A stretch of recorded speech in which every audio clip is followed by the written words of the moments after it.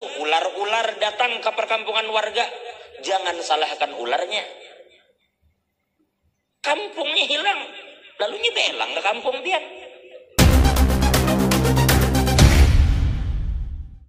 Zalim itu jangan pian kira cuma merampas harta orang. Jangan dikira zalim itu cuma mengambil harta orang, memukul orang, melukai orang, membuka aib orang, merusak kehormatan. Bukan cuma itu zalim. Lalu ulama mengatakan wal muradu bizulmi. Nah, secara umum telah ulama memaknakan zalim apa? Az-zulmu wadu'u syai'in laisa fi mahallih.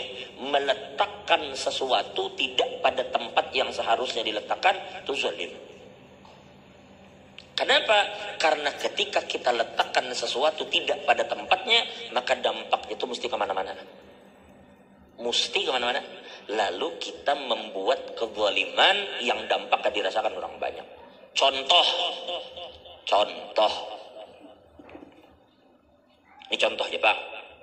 Misal, kadang-kadang Bang kalau terjadi, misal aja. Misalnya ada pertambangan ilegal. Tambang ilegal lain legal. Legal dengan ilegal, kalau legal kan negara malah ini ilegal. Nah, ngaran tambang ilegal berarti kan menambang di tempat nang kada seharusnya ditambang. Kayak itu kah guru mungkin? Wadah nang kada seharusnya ditambang. Namanya ilegal. Kada ada izin di situ, tapi bepaksaan manu di situ. Lalu nang asalnya hutan tadi, wadah menyerap banyu, tepulangkir hutan kada lagi. Tambur. Kenapa? Karena ada nang ilegal. Kalau legal kan kira-kira nang berkewenangan, kira-kira memikirkan naik. Amun di sini ada dampak kada. Wah, pintar aja berpikir ya. Cuma kalau ilegal, nang kita bicarakan ilegal, lain wadah ditambang. Kira-kira kalau itu terjadi, menurut pian berdampak kada? Adalah dampaknya. Ini wadah hutan. Lalu hutan yang berdekatan dengan perkampungan warga ini habis ditabuk ilegal. Ini wadah nang ditabuk ini adalah tempat hutan-hutan resapan banyu. Binatang-binatang banyak berlindung di situ. Lalu hutan itu habis, dibabat. Lalu ular-ular datang ke perkampungan warga. Jangan salahkan ularnya. Kampungnya hilang, lalu nyebelang ke kampung dia.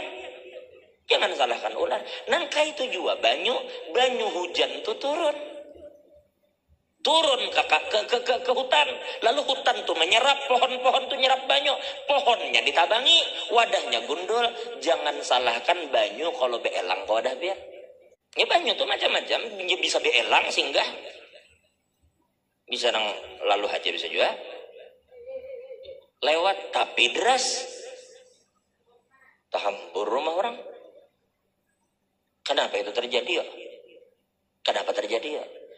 Wadu'u syai'in laisa fi mahallih. Karena ada sesuatu yang dilakukan tidak pada tempatnya.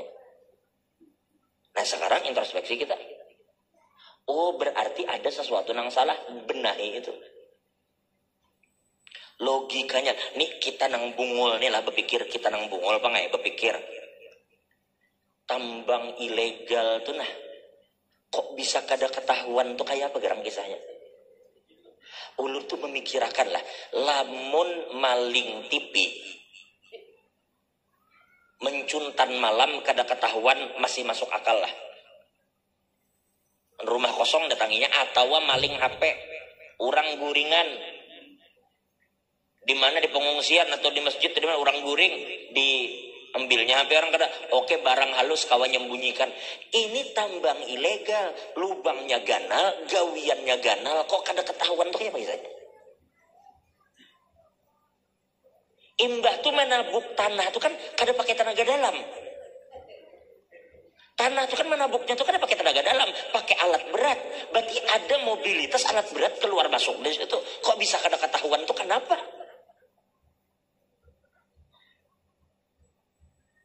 Tiba-tiba jurang aja benganga. Kenapa bisa kada ketahuan? Kada tahu belah kenapa jadi kada ketahuan tuh?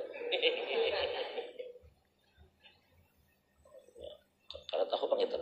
Tapi mau di sini kada ada lah. Itu di Thailand. Tuh banyak tambang ilegal di Thailand itu. Kenapa kita bicarakan itu? Ya karena memang harus kayak itu. Karena memang Allah mengatakan dalam Al-Quran, bila terjadi sesuatu ada tuh di tangan manusia yang mengolah. Ini kan contoh kada mesti juga apa? Gara-gara tambang ilegal belum bisa juga gara-gara yang lain. Bisa juga penataan ini kada benar, bisa juga. Pokoknya segala sesuatu, makanya kita katakan evaluasi.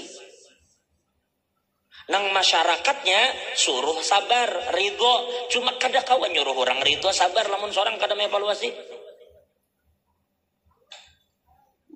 Dievaluasi. Kita bila bicara takdir ridho itu berusaha dulu. Bilanya tuh ada sungai, bujur-bujur aliran sungai itu dibaiki. Kayak apa cara sungai itu dikeruk? Kayak apa caranya aliran lancar? Bila ada paret, bujur-bujur paretnya difungsikan. Kayak apa paret tatanya, kayak apa penatanya? Sudah beres berataan, lalu curah hujan, kelewatan tinggi juga. Nang memang kada kau apa-apai. Itu lain kisahnya. Allah mau uji. Tapi lamun kira-kira masih banyak dampak dari keserakahan kita juga, nah ini perlu evaluasi. Ini kadanya anu kemana-mana, karena ini kalau ini contohnya, ini kebelujuran babnya di situ. Kalau pang ada ujian terjadi pada manusia, maka yang pertama ridholah menerima ujian itu, yang kedua evaluasilah kenapa jadi ujian ini terjadi. Jangan sampai keserakahan kita, kezaliman kita itu menimbulkan mudarat bagi orang banyak. Jangan sampai menimbulkan kesulitan bagi orang banyak. Nang kada tahu-tahu, nang kada dapat untung dari gawian dan kemana kita hendak minta ridho karena di hari kiamat. La ilaha illallah, la ilaha illallah.